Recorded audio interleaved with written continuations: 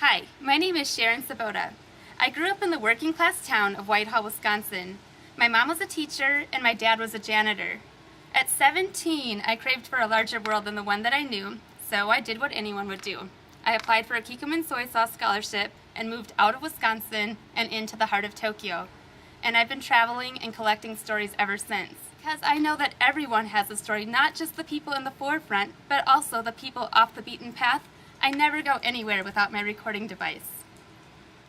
Whether I'm interviewing a musician or an author that made great sacrifices to get to where they are. I was a waiter. I worked in a cigar bar. I tested asbestos samples. I mean, I did anything I could do to get my piano tuned. Kind of busted out and decided I was going to start singing, even though I'd never had any template for it. And it ended up being the kind of change my career needed, because it was a very authentic story. It was me telling my own story. You had to distill all of this life experience down to one most important lesson that you've learned. Yeah. What would that be? You know, I guess it's about getting lost in the process. I didn't think I had what it took to be a writer. I was a little intimidated, but once I was, diagnosed with cancer, and you can face that, writing is pretty easy. What advice would you have about being your own advocate?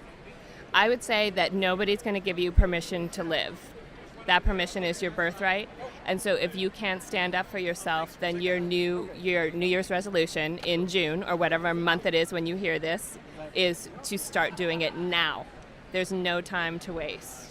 It turns out there is a word for a writer who never gives up, and that word is published. The infamous Lenny, who's shown up at the NBC Today show every day for 18 years. Yeah, I'm a morning person. I love to get up and have something to do. It's my morning therapy. And do people usually remember you from the Today Show? Most of them do. You can't forget this ugly face. What are some changes that you've watched happen here over the last 18 years? I just met lots of nice people over the last few years. Everybody's been quite kind. They walk up and they greet me and they tell me about their lives, and that they're unbelievable. They say I influenced them in some way, which makes me happy. Who is the most inspirational person that you ever got to meet? The great Tony Bennett.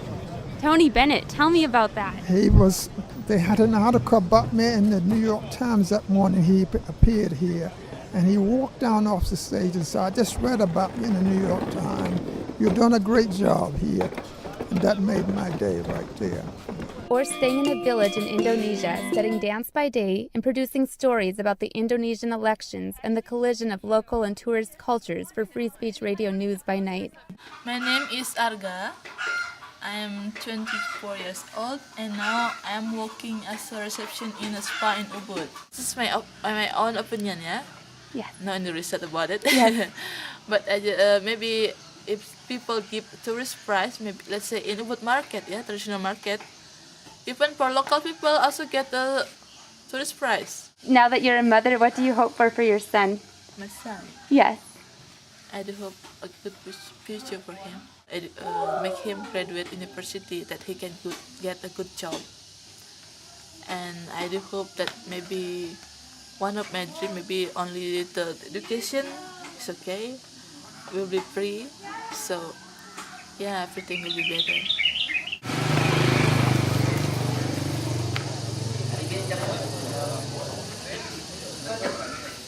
Maybe I'm asking too much, but I do dream about a lot of things. Or returning to the place that inspired me to take the path less traveled. すごい緊張しちゃって相手の質問を聞かない。これからちょっと私の聞いてることもちゃんと聞いて答えてください。I've learned that when life doesn't go as planned, it's best to embrace it as content.